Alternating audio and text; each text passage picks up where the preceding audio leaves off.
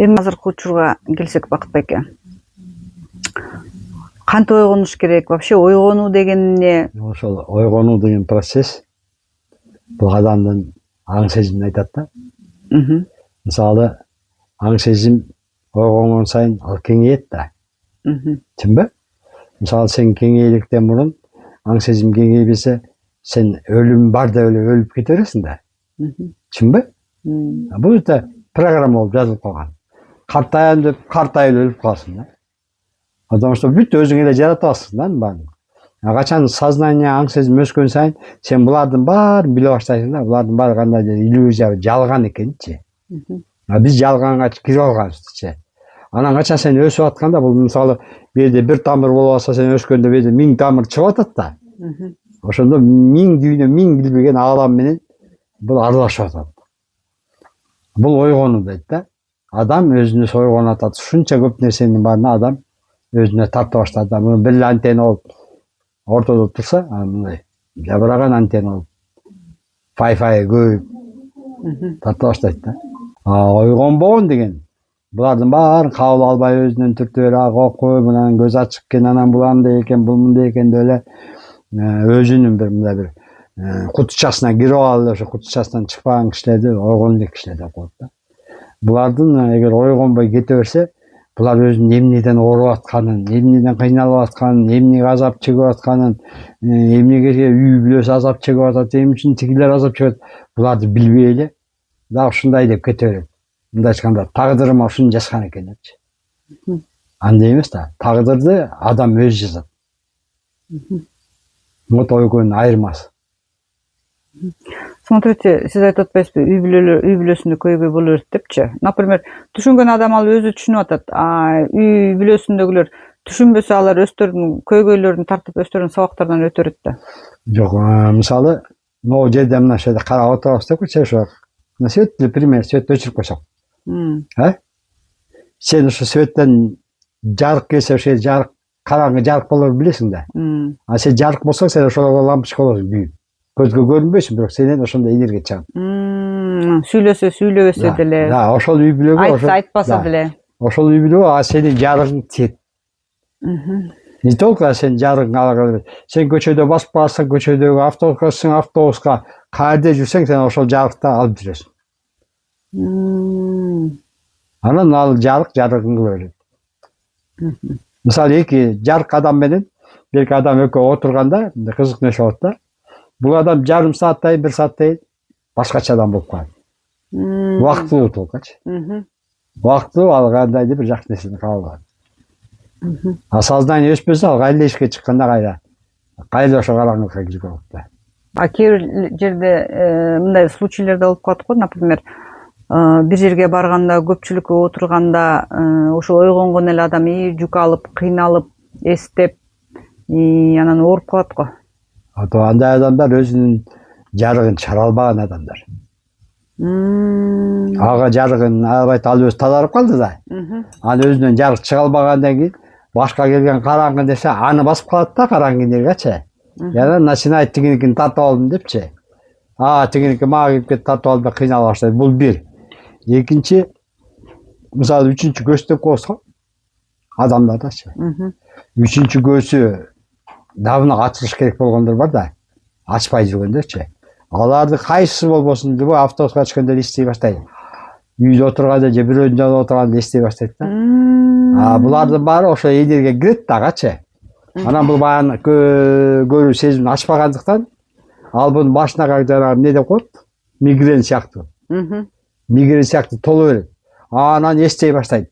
Баягычы. Баягы энергия чыгыш керек да. Же көрүү менен чыгыш керек, же батат билек бирдеке менен чыгарыш керек.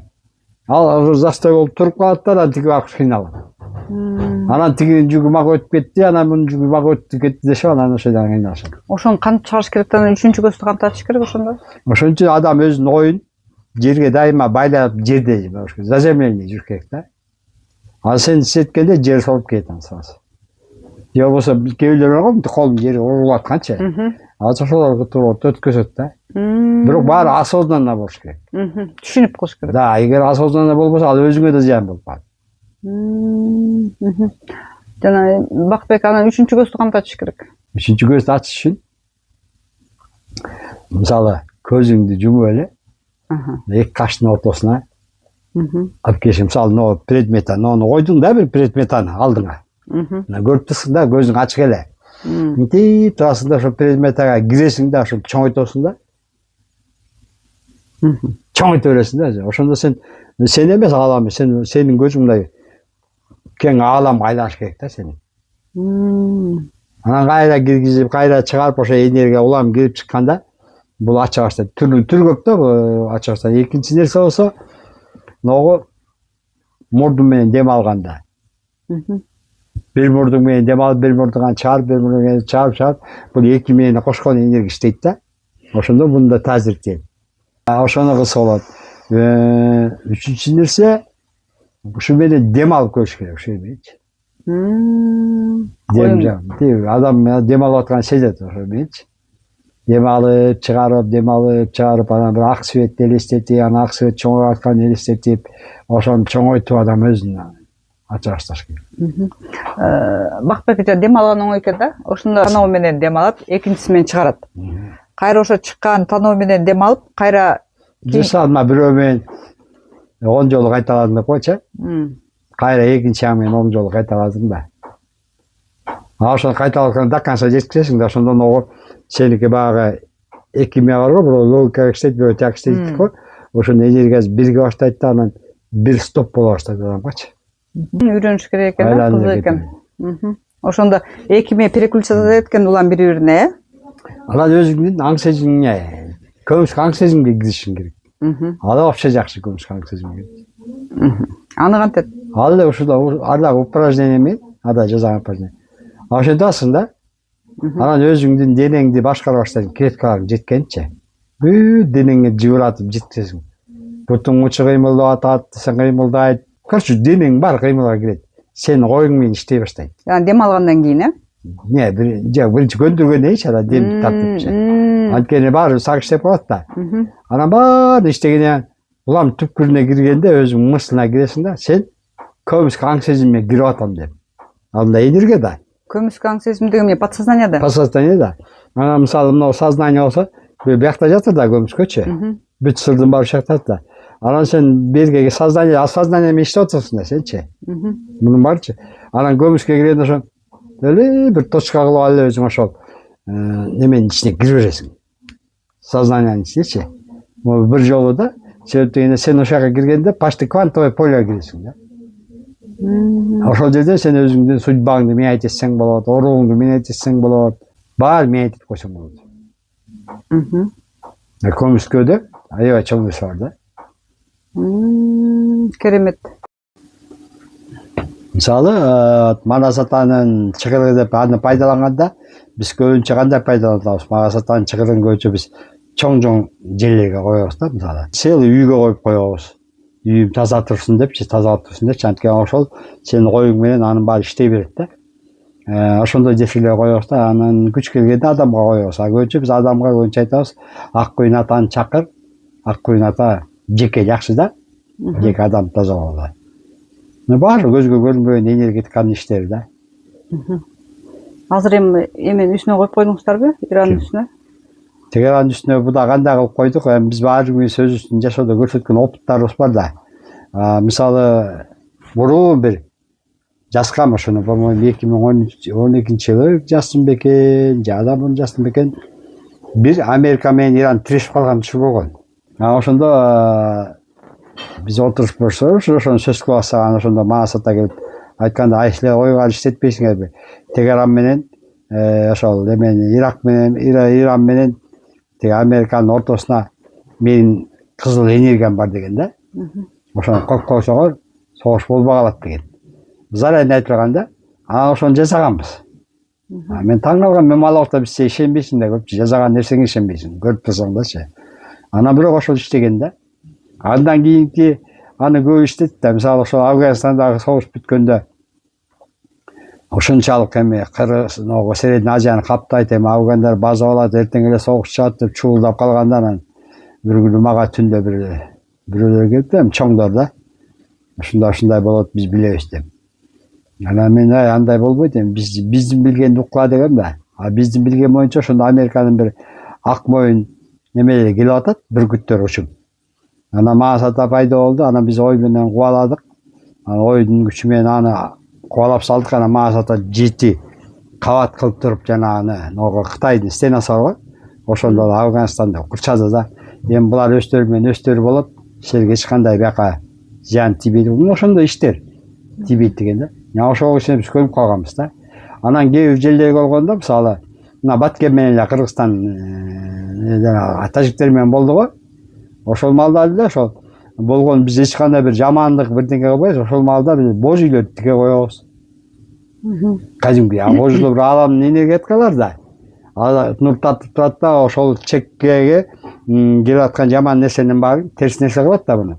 Баарын мындай айтканда арулап жиберип, тазарып, ошондой нерселер көп болбой токтоп калат да. То есть энергетический, энергетический. Да, энергетический менен да. А бирок ошону баягы көрүнүш боюнча баягы мисалы Семет атанын келгенин же болбосо Тиги аталардын келгенин же Кырчыбек атанын келгендерин көрсөтүп коет да. На самом деле баары эле энергетический аткарылат да. Ошондо Бакытбек айтып атпайсызбы, боз үйлөрдү тигип койсок эле энергетический тазаланып баштайт депчи? Да. Чыныгы боз үйлөр тигилип турсачы? Анда вообще күчтүү болот болуш керек. Бирок ошол боз үйлөрдө отурган балдар ошол энергия тарткан балдар болуш керек да. Энергия менен иштеген балдар болуш керек. Боз үйдүн өзүнүн энергиясычы? Өзүнүн энергиясын аны иштетиш керек да. Сенде турат энергия алма. Сен турат, аны тартыш керек, сен ошону тара. Мондай эле да, сен тарттың чыгыкты, ал энергияны иштетип бериңби? Жак күйүн атаны чакырганда эле энергияны өзү эле келип алып сага иштеген жок да. Дайыма бир нерсени биз жакшы билишибиз керек да. Мына биз турган катмарга үстүнгү катмарлардагылар кире албайт. Уруксат жок да. Мыйзам алам буза албайт да. Улуу күчтөр. Да.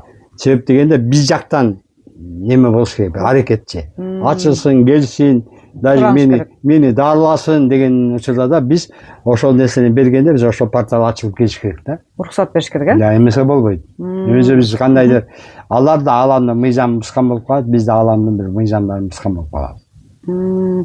Мен азыр сурап аткан себебим азыр өткөндө Инстаграмдан көрдүм. Америкада кыргыз балдар боз үй коюшуп атыптыр да.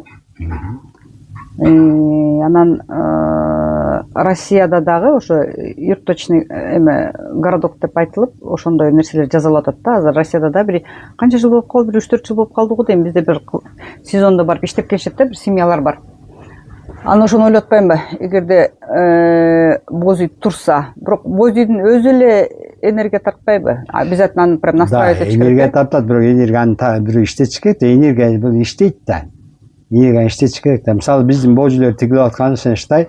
Азыр мына бизди кармап турган адамзаттын ээси болуп саналган суу астына кетип калган Атлантида цивилизацияларын угап жүрсүңбү? Ошондой эле нерсе Египеттеги пирамидаларчы. Булардын баары ушу боз үйдө эле ааламдын энергетикасын тартып турган зданияларда, мисалычы. Азыр деле ушул дүйнөнү азыр Кыргызстан деп кой, жер шарын кармап турган бул Атлантида суу астындагы пирамидалар. Азыр да бизде ошол пирамида тартып келип турат. Ошол пирамидалар менен көп цивилизациялар, ошол эле Сириус дегенбизби, Арктурианский, Плеядтар дейбизби, алар ошо түздөн-түз байланыш болуп турат да. То есть алар ошо пирамида менен кошо энергиясын орнотуп коюшкан. Да, азыр пирамида ошо суу түбүндө пирамидалар иштеп атат. Ошол немедегилерде Египеттеги пирамидаларда иштеп атканын билем, бирок бир жолу баягы Самар деген бир бала келген ушул жерге. Анда бир кудайдын делесе керек, ошондо Самар менен кошо Египеттин кудайлары деп коет, Тот, ар түрлүү кудайлар бар го, мындай чымчык баш болгончу. Ошолор келгенде анан ошондон кийин мен билип калгам, бул Египеттеги фараондор иштеткен турбайбы депчи. Иштетет экен да. Бакытбек, өткөндө бир тарткан видео бар эле да, ошондо жанагы Кыргыздын балдары, элдери жанагы ар кайсы мамлекеттерде тарап эмигрант болуп кетишпедиби? Анан ошондо бир айткан сөзүңүз бар эле да. Булар билип билбей кызмат кылышып атат, нур таратышып атат депчи. Анан ошонусу кандай, мен азыр сиз айтсаңыз ойлоп кетпедим, значит, ошо биздин алар деле билип билбей эле кылып атат да, нур таратып атканын билбейт. Ага настройка деле кылышкан жок, атайын жазышкан жок да, туурабы? Жөн эле жашашып атат, акча табышып атат, мындай сөз менен айткандачы бүгүнкү жашоодо. Анан мен ошон үчүн жана боз үй жөнүндө айтып атканым ошо да. Боз үйдө деле билип билбей тийип койсо, ал боз үйдүн өзүнүн энергиясы бар да деген нерсени айттым да. Да, өзүнчө энергия бардык жерде эле бар да. Ал энергия иштеш керек да. Аны бирөө иштеш керек. Ал энергиячы. Биз өз энергиябыз да. Ошо энергияны айландырыш керек, ошо энергияны иштеш керек да. Бир жолу мындай окуя болгон да. Мен баягы Кыргызстанда ушунчалык жакшы акыбар алып келсе болобу деген суроо болгон мага. Болот деген да. Анын үчүн жок дегенде ошол бир ушундай балдардан 10 бала отуруш керек деген. Ошо 10 бала ошол энергияны тартып туруш керек деген да. Постоянно тартып ошол энергияны жөнөтүп туруш керек да. Ошол 10 баланын тартканы баягы бирдики миңге, миңдики түбөнгө дегенде ошо энергиянын порталын ачып тартып турган жерге баягы мисалы изобилиянын нурун тартып келип турат деп коелучу. Ошол эл билип билбей ошол жашоодо башынан өткөрө баштайт да.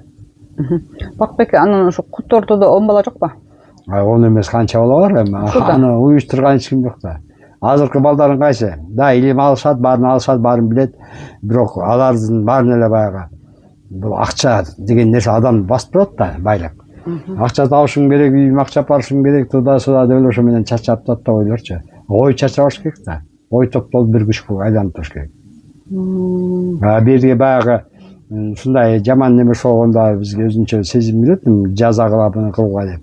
Ошол маалда биз ошол балдарга айтып, жалпы чогулуп, мындай хоть бияка чогулбасак да бири-бирибизге звонить этип, же мындай болсо аруу топту түзүп алганбыз.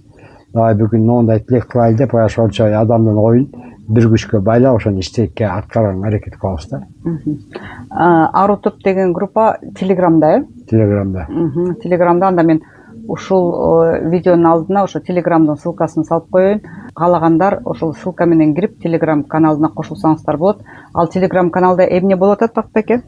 Ал Телеграм каналда башта берде адамдар күнүгө түш көрөт, же болбосо энергетический көрүп калышат, чече албай калышат, анан чалат, анан ушундай бир нерсе болгондо мисалы жабылып энергетика жумшайбыз. Мисалы жакынкы күндөрү оору адамдар өздөрүнүн сүрөттөрүн сала баштады да. Баспага мындай болуп атат, мындай кыйналып. Анан ошого чогулуп баарыбыз ошо энергия жөнөтүп жакшы болсун деген. Ушундай иштеди. Бул мелкий эле жумуштар да. Эми реальный результат барбы? Реальный результат барбы ошол? Вот биз реальныйды эки нерсе менен түшүнөбүз да.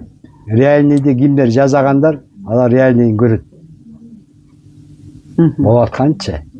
Кимдер көрө албаса, айтайын үчүн жомокто бир реальности мен да ошол убакта бир убакта ишенбей жүргөн учур болгон да. Так эле мен ишенчү эмесмин бачы. Анан бир күн ушундай жер титиреп, жерлер катуу титире баштады. Эл корко баштады. Анан бир күнү 3 бала келди ошол жерге. Келип анан ушинтип, ушундай жер титиреген жатыптыр. Анан токтотуп, белегиңе күчүңөр жетет деп калып, биз андай башчылар эмессек, жүрсөңөр деп биз апарды. Асанбайдын үстүндө неме тектонический бир жарак бар экен. Анан ушул жарылып кетет деген. Аларда да бир нерселер бар экен. Анан барып анан иштеп көрөлүчү, анан иштедик, анан жан шата бар эле. Ошо эдиси жан шата ошондо энергия менен жаңы иштеп жүргөн. Анан ошол кирип чыкты да. Мен кирип чыгып алып айтып аткан сөздө эме жомок сыяктуу да эме. Ала тигилер күлүп атат, но мен какой-то ишеним менен карап турам да. Мен кирсем кара туман экен, анан мен киргенде кара туман качты дейт. Кара туман мен качтым деген бул жарык менен караңгы беттешкен кийим деп атам да. Анан караңгы, анан лампочканы күйгүзсөң эле жарык пайда болот го. Ошол сыяктуу караңгы, баягы караңгы киргенде жарык астырбай дейт да. Анан астырбай детти да. Астырбай деткенден анан кийин дальше эмне кылам дейт да, жаңы. Кайра чыгыш керек да, жаңы дейчи. Жанагы ой мененчи. Ошондо ой менен кирип атат да. Ой менен кир да. Мен эмне кылам, кайра чыгам дейт да. Дегенде анан үстүнөн сезим, интуиция айтат да, мынтип. Сен буга кыт куюп кой дейт да. Анан кыт эмне дейт да. Бала кезде ойногормун, сака чүкөгө койгон. Коргошун деп айтса, кыт айтат экен да. Анан ошону ой менен баягы жерди толтурат да, жараканычы. Кыт менен. Кыт мененчи. Анан кийин энергия кака кетти деген бирөө сурап калды. Анан жаншылар Кытайга кетти деп койду.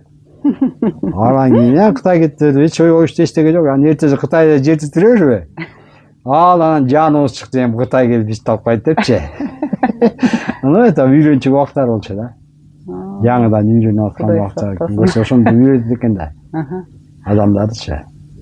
Бактбек азыр мынагу өзгөрүүлөр, тазалануулар жерде ар кандай кырсыктар көп болуп атпайбы? Эми бул кырсыктардын бардыгын биз баягы жер тазаланып атат, жер энем кандай десем, жер энем тазаланып атат, жеңилденип атат деген нерсе деп кабыл алып атпайсызбы? Ошол нерселерди деле ушинтип энергетикке отуруп жеңилдетип же жок кылып салса болобу? Эми айтып берсе аяк кызык көп да, буну уккан эле билбейм, кандай түшүнөт. Мисалы бир күнү мындай болду. Дагы шаардын ичин неме каптап атат, жанагы смог. Аяк каптап атат да. Анан как раз ошондо смог, мен өзүм жогору жакта жашачуман, смогдун арасында да аралашып билбейсиң да, шаардын ичинде өзү капкан. Только бир жолу караңгыда анан дордой жактан өтүп келатып анан караңгыда анан 3-4 бала отуруп келатканда. Бул эмне мынча караңгы десем, анан балдар айтат смог деп. Биринчи жолу байкап атам, угуп жүрчүм смогду. Анан келип отуруп анан смог деген эмне каяктан келип калды деп сүйлөшүп атат да. Сүйлөшүп атсак анан смогду кетирип койбойсуңар деген сезим келип атпайбы? Муну кетирсе болобу деп атат да. Болот деп анан бир чоң аксакал бир буту Бишкекти басканда эле бир казак киши келди да. Анан келип айтат, балдарым, ушуга да башыңарды отпасаңарбы? Казактын кең даласы турат го, кең далага айдап жиберсеңер билинбейт да дейт да. Омой даланы ой менен иштеп, баягы ошондой өзүбүз вентилятор коюп алып, вентиляторго айланып, буну соруп мындачы, энергетика. Анан ошоко жиберсек, ишенесизби? Эртең менен туруп алып, баарыбыз таң калганбыз. Жаскан элдерчи, кечинде ушундай болду депчи. Ушундай аба таза, таптаза ошо. Анан адам ушинтип ишенет экенсиң да. Жоктон жерден ошондой болуп калсачы. Деп калдык ушундайлар менен жүрүп. Ошо смогду кылгандан кийин дагы бир кызык окуя болду. Казактар чакырды мени. Кел сен аябай ат мингизип мейман кылайлы депчи. Анткени алардын чакырган себеби мындай болду, эчтекени билбешти эле да. Бир күнү ордодо бир эки баштап келип бизге ыргытып берди. Адам башын. Анан кийин туруп калдык. Чечкиле буну деп койду да. Ушул 3 жыл мурун эле? 3 жыл мурун эле. Билесиңби сен? Кызык окуялар, ушундай окуялар аябай көп да. Анан эмнеге адамдын башын бизге чыштап салды деп турушуп, бирок эртеси биз немеге бармакпыз? Бартконго. Ошол күнү казактарда жана согуш чыкты го бир. Катуу болуп, өздөрүнө өздөр чаңып. Ошол күн болуп атты да. Анан биз ошо Бартконго кетип барсак, как раз биз боомду ашып атканда анан бир звонок келип калды мага. Ушундай урушуп кетти, казактар анан кыргыздар барса кандай болот дегендейчи. Эчтеке жаңып аттым, мен жаңып атамай десем эле, баягы бизге смогто бата берген аксакал пайда болуп калды да. Үстүбүзгөчү. Алакан жайып анан эми жакшы болсун, анан алакан жайып койсок да, киши алакан жапкан жок да. Анан таң калып калдык, эмне болуп кетти. Анан кетип барсак биздин неме жакта казактар көп турат окшойт. Түп жактачы. Түп жактан жалаң эле казактар келип атат да, төмө жетелеген эле. Анан бияктан кыргыздар бар Манжатага чогулуп калды. Биз да Манжатага бардык. Манжатага бирөөлөр бир койсо тозуп аткан бизде. Анан аябай сонун аяндар болуп аткан. Арабызда балар эле орусча сүйлөйт да. Кто такой хан Кененсары дейт. Анан билесиңби Кененсары деген өткөнүн ушундай кыргыздар болуп ушундай согушканын билебиз. Анан эмне болду десем эле, бияка чыңгыз жана бияка чыксак Кененсары, хан Кененсары келди дейт. Сүйлөшөм деп атат дейт. Анан сүйлөшсүн. Биз анан ал мойнун мындай камчысын мойнуна салып атат деди да. Анан туруп калдык. Туруп калгандан эле аталар келип калды. Анан кечиргиле эки элдин ортосундагы энерге бирин-бири жаман көрүп, мен казак кыргыз бир тууган да. Ортосунда жаман көрүп, азыр бүгүнкү күндө тияка неме чыкканда энергия өтпөй калыптыр. Мисалы кыргыздардын энергиясы aka жардам берген өтпөй калыптыр да. Абштөгө бир да энергия жардам бериш керек да. Анан дегенден койду эле биз бата жаганда эле ошо жерден Кененсардын келип эле көтөрүшүп эле казактардын алтындарын чыштап эле бизге ага ат мінгізіп чапқамайдан кетіп қалды. Бұл не oldu деп аяғын ашсақ, көрсе ошо Кенесары бұл біз Манас құты деп қойғыз ғой. Қырғыздардың. Ошо қазақтардың құтысы болып саналады екен да. Анан ошо барыш керек екен да. Анан барлығы соғыш тоқтап қалды да. Вот ошодан тоқтады, шел тоқтап қалды да. А бізде сенім бар, да ошодан тоқтады деген.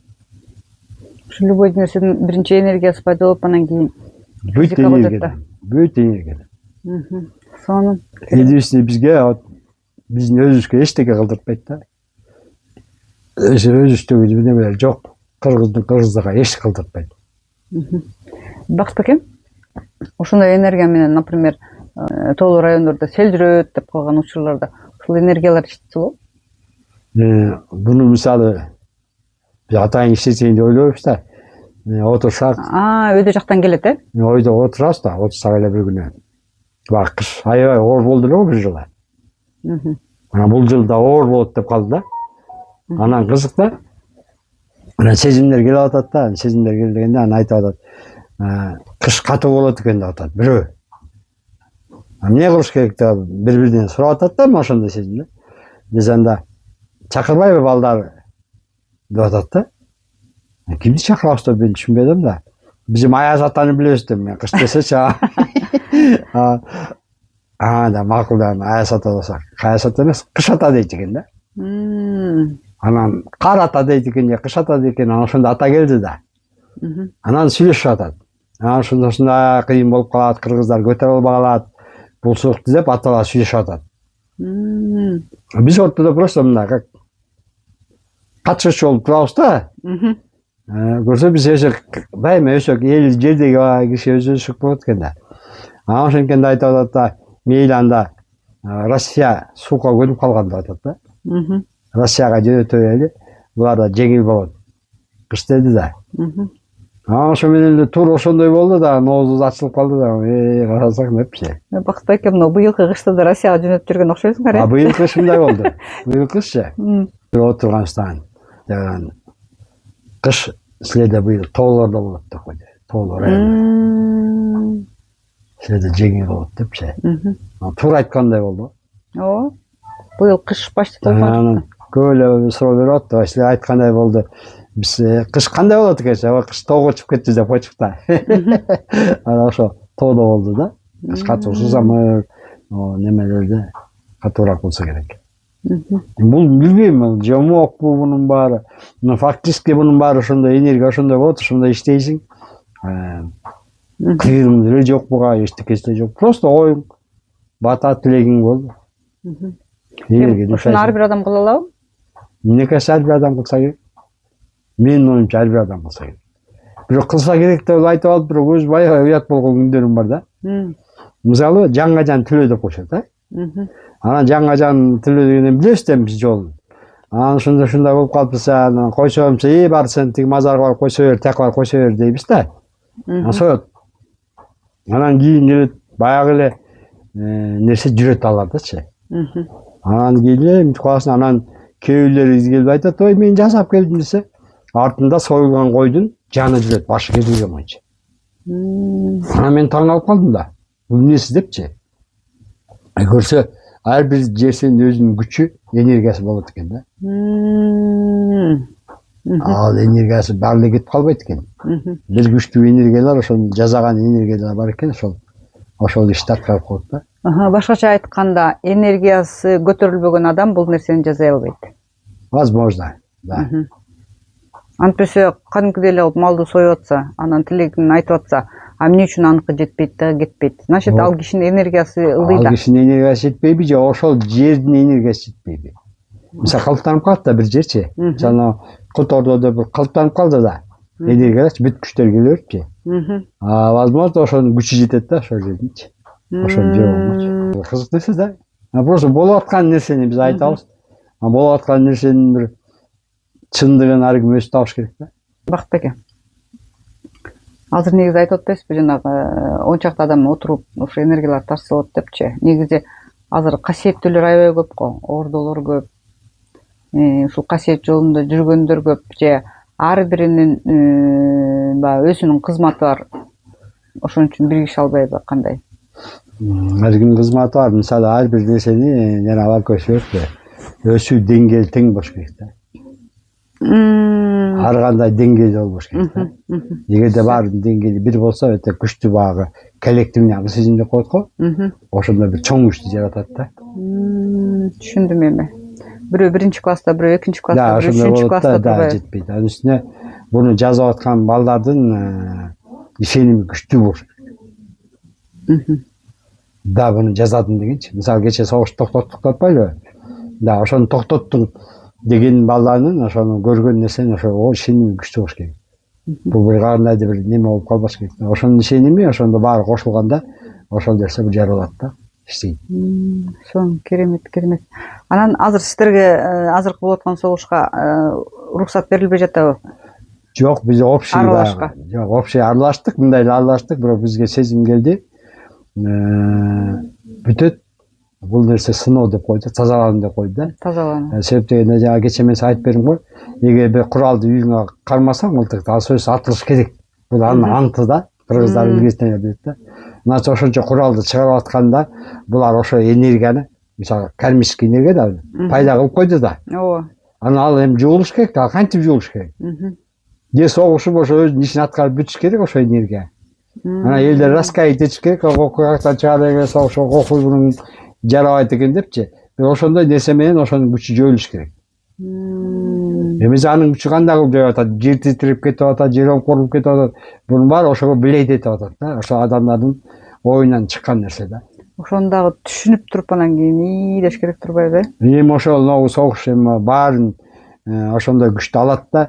Адамдардын баары жылуулук бир сезим өтөт да, бири-бирине аябай чоң мамиле өтө баштайт. Ансыз мунусуз болмок эмес, себептен ал энергия тура бермек да. Мисалы бунун алды жерге чогулган энергия эмне болот? Жерге чогулган энергия акыры жер жарылып вулкандар атып атпайбы? Жер титирип атат. Ошол сыяктуу бул чыгыш керек. Фурункул жарылганда адамдагы ошондой чыгыш керек да. Сонун. Рахмат сизге, Бакытбек.